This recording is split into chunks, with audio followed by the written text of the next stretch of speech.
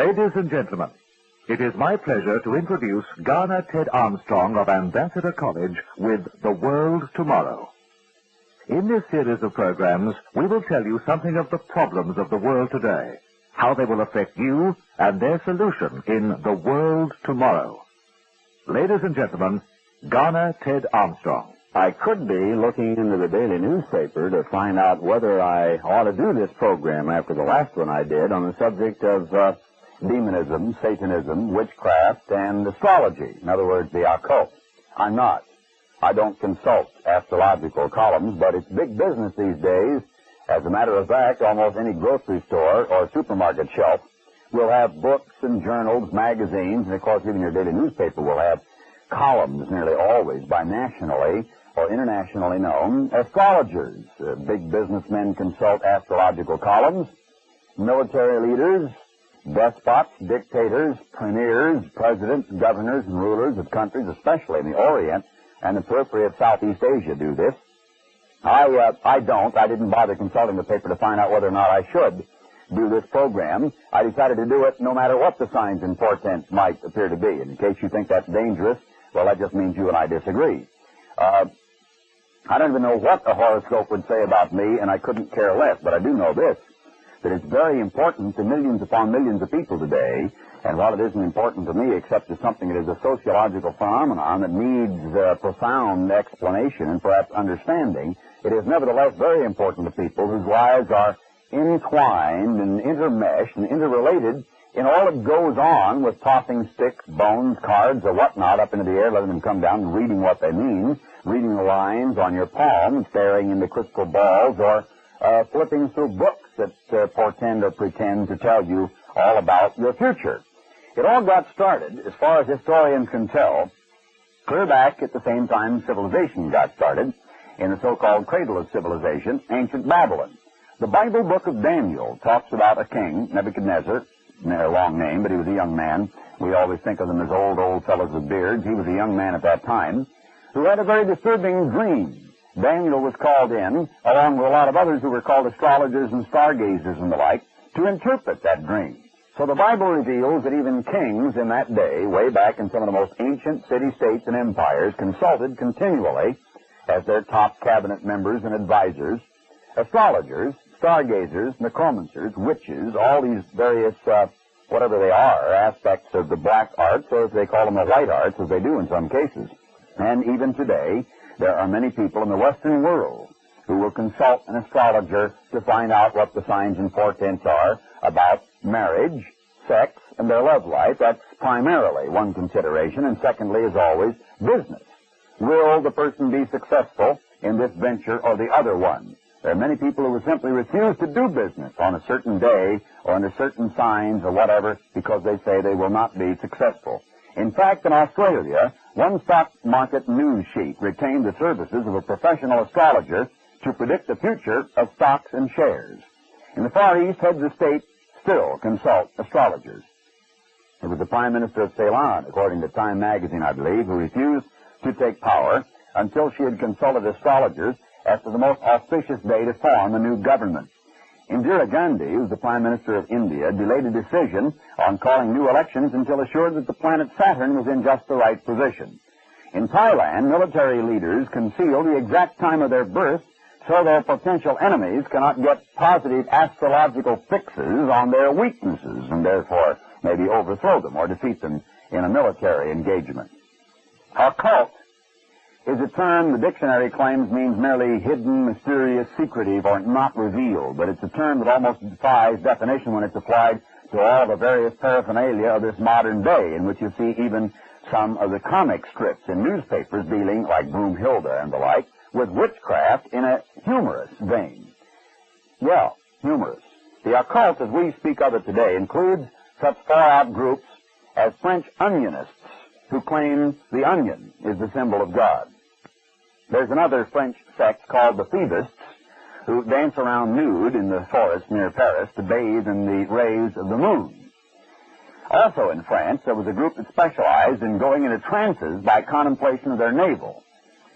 I think you could get an awful sore neck or a sore back in doing that, going into a trance. I guess they did it. And finally, there was a group that seemed to defy all normal impulses, even those impulses that drive most people to seek an astrologer or a stargazer or a crystal ball gazer or someone who reads their palms of their hands, which has to do with making money. These people are the opposite of that, the mites of the White Cross. I think not spelled M-I-T-E-S, I think spelled M-I-G-H-T-S.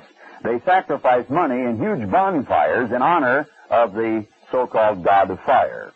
But really, there's another form of the occult that is called spiritualism.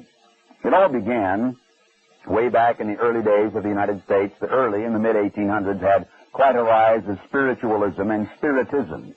The very famous Fox sisters, with the knockings and the rappings, the kind of seances in which they claimed they were communicating with the dead through a series of taps that had certain significance, followed by Madame Blavatsky and the Theosophy.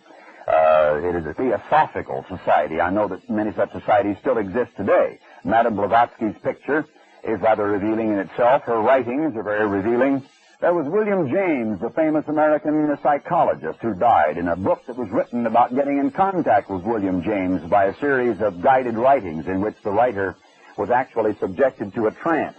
And then the spirit of William James, or at least the spirit that he had, whichever it might have been, took over the person writing this book. There was one chapter on this book, I think it was called Let Us In, quite an apt title. There was one chapter in the book called Let Us In, which was entitled Take Us In. And the entire thing had to do with opening up one's mind to possession of a power without oneself. So spiritualism, or spiritism, trying to contact the dead, usually through a medium, became quite popular. In very recent years, it was made famous once again by Bishop James Pike, who via a medium claimed to have communicated with his dead son. There have been cases, too, where the medium apparently consorted not just with the departed spirit, but with the living's money. For example, not too long ago, a wife was told by the alleged spirit of her dead husband that someone was after her money and that she ought to give $25,000 of it so it would be protected into the state, or the estate, of the spiritualist church that she was going to at the time. In the last century, spiritualism came to life due to the famous Fox sisters and Madame Blavatsky, as I said. That began back in 1848 when they claimed to be communicating with the spirit of a dead peddler. The communication was done by various knocks and raps. Maybe that was the first of all rap sessions. I'm not sure. Now, even though this interest in spiritualism died out rather soon after the time of the Fox sisters, there were lots of people still adhering to it. Some of the spiritualists claim to have spirit guides. Arthur Ford, for example, the spiritualist made famous by Bishop Pike's television seance, had a spirit guide named Fletcher, he called him, who supposedly was a French-Canadian killed in World War I. It took a lot more effort to boost witchcraft, another art long thought dead, back to the public eye, and I think about 15 to 20 years ago people would have still thought it was dead, yet today it's quite popular. Among the first of many famous modern so-called witches was Gerald Garner, a British customs official. It was he who made the claim that all underground witches in England got together and had what they call a grand coven to whistle up the wind back in 1588 so that the Spanish Armada could be defeated. And then again, as recently as 1940, Gardner claimed all of England's witches got together in another great grand coven, they call it, this time producing a great calm which enabled the British Army to evacuate at Dunkirk. In the world, this is known as white magic, that is witchcraft for a good purpose. But, you know, many people still think of witchcraft in its middle-age garb. It really isn't. It's been converted practically into a religion these days, and even youngsters are calling themselves witches, and I don't mean just on Halloween.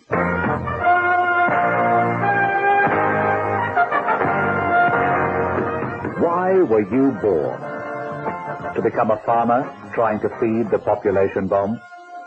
To become an entertainer to give people a fleeting moment of laughter? To be a millionaire with big houses and fancy cars and ulcers? To live out your last days at the end of a plastic tube in a hospital? To be the last to die in a war you don't understand? Is that all there is to human existence? Just putting in your time on a troubled planet? No. There's a great purpose for your life, a reason you draw breath, and you need to know what it is.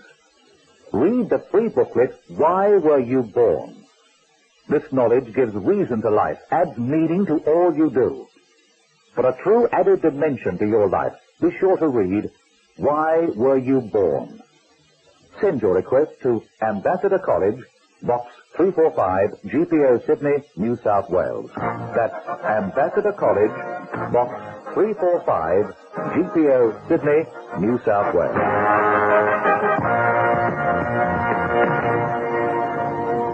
I'm a Bible-believing Christian in the sense that I believe the Bible is God telling man what he wants man to know. And in this process, God has condemned witchcraft. Is it good or bad, in your opinion? It's good. I really do. I think it's something that should be developed and looked into. Kind of the theme of witchcraft is turning away from God. Get fascinated in its minor power, then you won't have to look at the major. You can go ahead and do your thing and have power, and you don't have to worry about responsibilities to God. I've been on both sides of the fence. I've been on side with Satan, which I had a very close relationship with the devil, and I've been on the side which I have a very close relationship with the God. Could you describe the first relationship a little bit more explicitly? The first relationship was one of all I could do was serve him. As long as it's good witchcraft, and as long as it doesn't do anyone any harm, I think it's all right. Unfortunately, I think that people are looking for Satan rather than for God. And the way some conflicting religions would tell it, people of other religions are actually looking for Satan while they think they're looking for God. So wherever you go, whether into religion or the occult, it seems that there are people who say there is the good and the bad and maybe the indifferent in all of this. Vying for attention was emblazoned bizarre shapes and forms and bright signs and marquees and display shelves and counters of rather weird-looking storefronts these days. The practitioners of the black arts who would have been burned at the stake in medieval England, I'm not suggesting that that should be reoccurring today, are nevertheless coming back into their own and are now at the top of a business which is roughly about the equivalent of the money that is spent in Las Vegas in the course of a year. There's a very great amount of disagreement as to whether our cult is either good or bad, or whether Satanism is good or bad, as you heard. One thing is for sure. There's a great deal of it extant today, and along with the drug scene and the Jesus People revival, when you look into the newspapers, you look even into the comic strips, the books available on drugstore and magazine shelves, you see a tremendous amount of the occult, of astrology, and of spiritism. Why? Well, obviously, there was a vacuum created, a dissatisfaction over science, materialism, not the permanent answers to problems or solutions needed for terrible problems, but the lack of those answers, the problems of society, all of them that we face daily, of rising costs, of unemployment, of the personal problems we all face, of personal health. People constantly want to find out about that and go get advice about diet. And as a matter of practical fact, a great deal of diet, sometimes various practices such as vegetarianism, though not all, the drug scene, various lifestyles, returning back to the earth, the idea that man's soul or man's being is closely related to the fortunes of all of the living things, a belief that even plants should not be stepped upon and ants should not be killed. All of this sometimes interrelates into the occult. So there was a void, there was a vacuum of people who were dissatisfied with the answers of science and materialism on the one hand, and religion and the spiritual areas on the other. They simply weren't getting the big answers to the big questions. Who am I, and what am I, and where am I going in life? And what is the future of me, of my loved ones, and of my community, and of the whole world, for that matter? So conditions in the world, a lack of satisfying answers to the problems, the failure of science, and the failure of religion have all contributed to create a vacuum into which the occult has readily moved. One student said, "Science is dead." While the newspapers and magazines were giving all the attention to the death of God, science was really the one that was dying. Another student said, and I quote, "Science was something we had to work through our system. For a while, everybody thought it was the only thing that mattered. It's just now that we've come to know better," end of quote. Another reason for the revival is the search for meaning, as I've said, and the lack of security in the world today. The concept that perhaps the occult is mystically linked with the fortunes of the entirety of the earth and of all creatures upon it and how they interrelate. Yet there is still another reason. Some claim the occult is like developing an innate sixth sense that you already possess, and it's only beginning to develop and to allow it to come to full maturity, this sixth sense of a kind of a spiritual awareness outside oneself, many talents and abilities, a certain perception that we don't have, and also discovering that which is real, like, for instance, the song about the what goes up must come down, and the wheel that goes round and round, and let me show you the colors that are real. People on LSD trips have told of how suddenly everything was so much brighter, so much seemingly realistic, when in practical fact all they were doing was short-circuiting their brains, very seriously damaging the brain and eventually perhaps the whole body. And of course, that story belongs rightly in another subject on the drug series, which we will do and we have done in the past.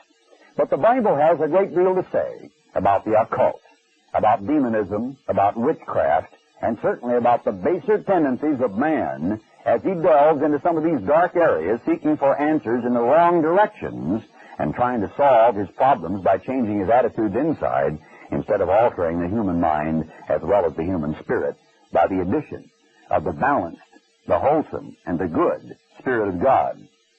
He said the tendency of man, the common tendency of man, was this, and I quote from Galatians 5:19 and 20. Now the deeds of the flesh are quite obvious, such as sexual vice, impurity, sensuality, idolatry, magic, quarrels, dissension, jealous temper. That's Moffat's version of that scripture. The King James Version renders the word witchcraft there, and the Amplified Bible uses the word sorcery in place of magic. As Paul indicated, often sexual vice, impurity, sensuality go hand in hand with magic. Paul was saying that when man is not seeking God's laws, when man is not actually repentant, and when he is not trying to grow in Christian character, the one fellow said he believed the Bible was the Word of God, that he ought to live by that. Fine. You ought to prove that to yourself and find out whether or not the young man was right, or whether the occult and demonism and satanism is where it's at, because the young people are saying there are lots of those who are, as they use in their verbiage, into this thing of Satanism. But human nature being what it is, the occult is always interesting. It has a certain piquant kind of a curiosity. When it's dark or mystical, it is nothing more than the same accompanying paraphernalia that has been used by some of the big and the most successful churches in all of history, going back to ancient Babylon, to some of the modern Oriental religions, and yes, to many of the modern Western religions, and some of those that even claim the word Christianity. There was always a certain amount of mysticism, mystical books, mystical writings that apparently could not be understood or revealed except by a certain person or a certain set of circumstances. The Bible records a case where a witch was sought by a king, in this case King Saul. And I'm going to come back and tell you about that in just one more minute.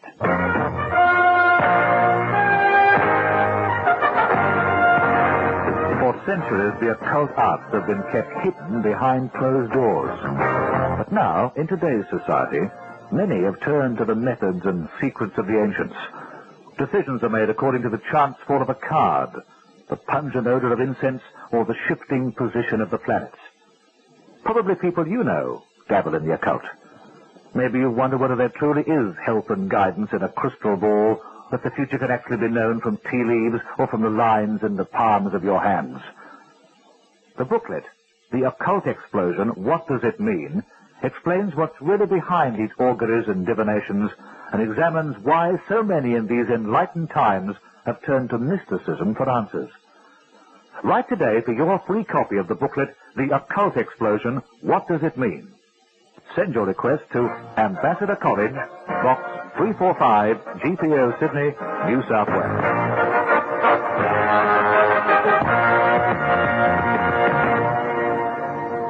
King Saul of ancient Israel had issued a complete moratorium on all witchcraft. I mean, he was going to get it out of the country. He said there couldn't be any witches. But just in case, because Saul was a superstitious sort and was already contrary to God's law in many things he was doing, he kept one witch and allowed her to be right where he knew where to get to her.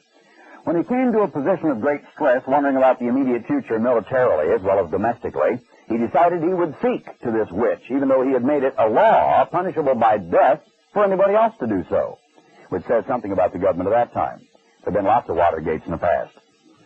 So Saul, it says in 1 Samuel 28, had cleared the mediums and wizards out of the country. That was what God, of course, had told him to do.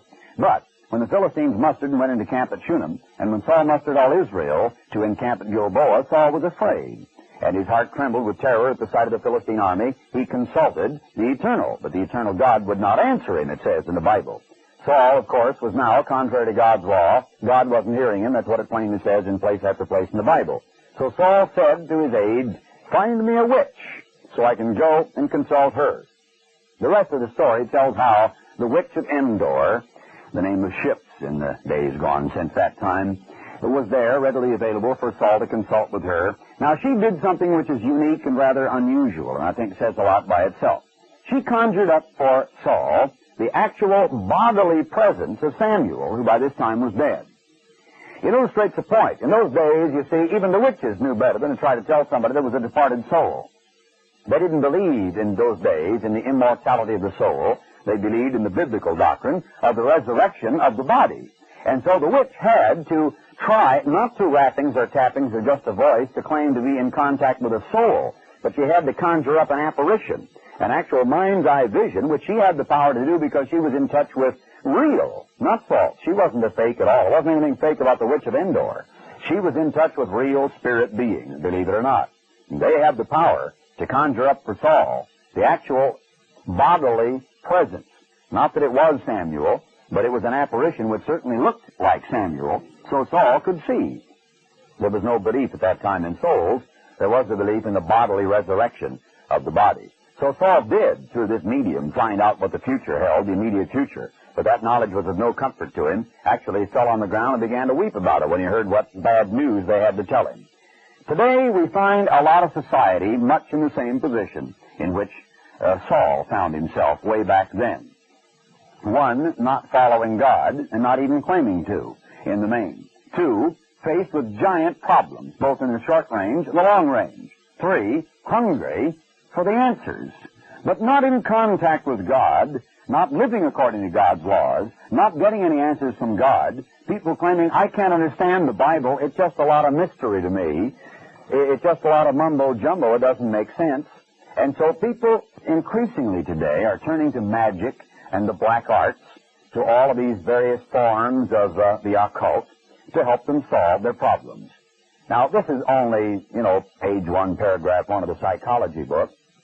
It is a fact that the more the stress, the more people tend to seek for spiritual solutions. They don't look for scientific or pragmatic or practical solutions when a terrible emotional climax of some sort, some terrible trauma looms ahead in their personal lives or for the nation as a whole. And so instead, they try to seek for some spiritist solution to the problems of the time.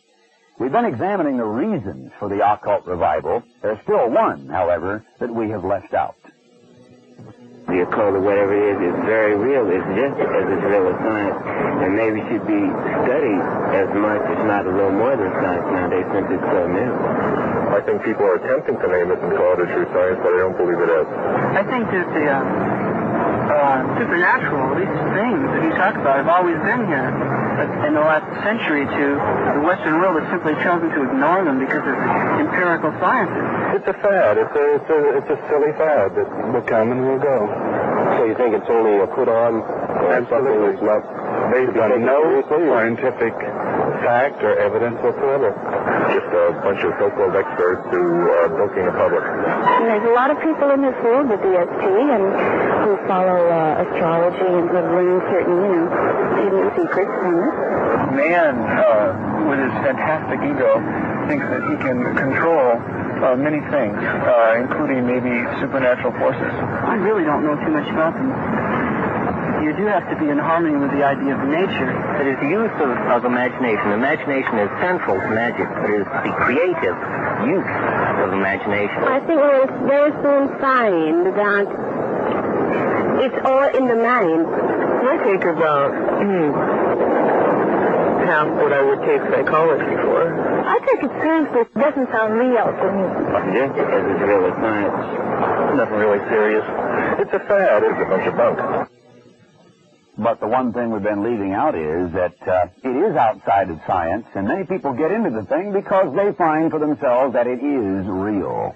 And let me tell you, by the time somebody has sat with his hair standing straight up on end, scared half to death, watching his pajamas fold and unfold themselves by themselves and close the drawer, or watched his toothbrush float around the room of its own power, or watched tables in levitation seances where they actually do precisely as you've heard that they do, he knows that there is something that is real.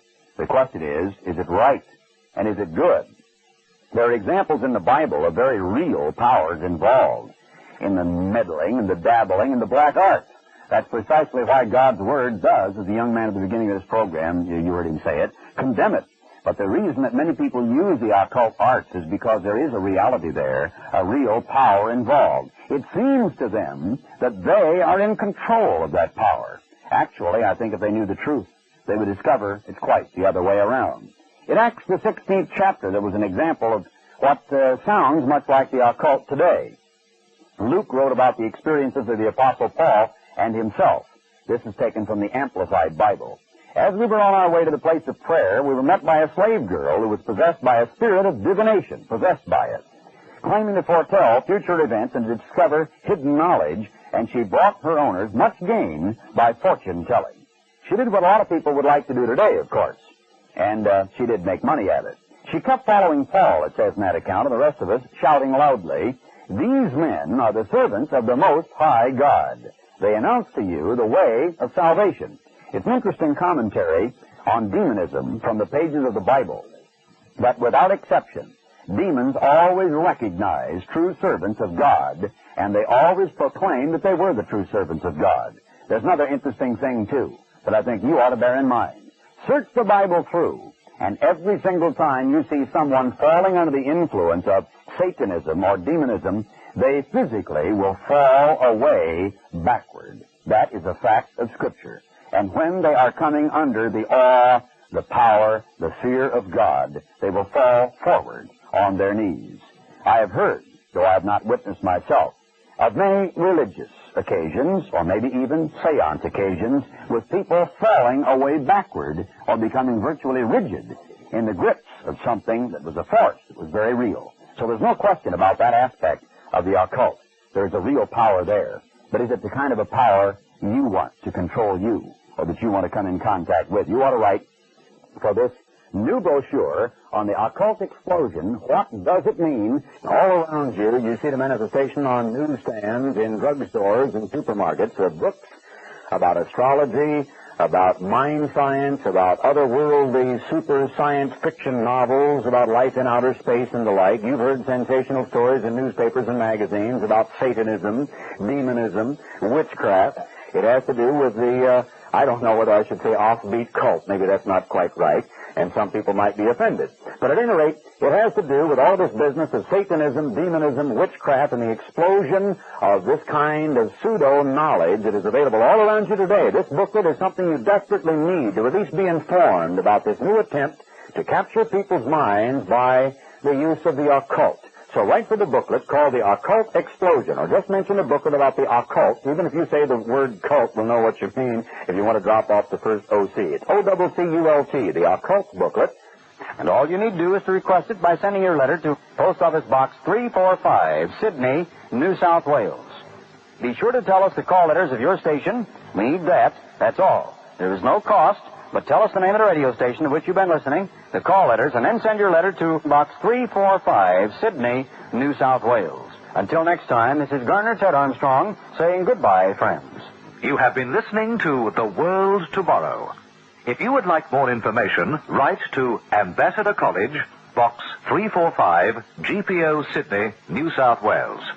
That's Ambassador College, Box 345, GPO, Sydney, New South Wales.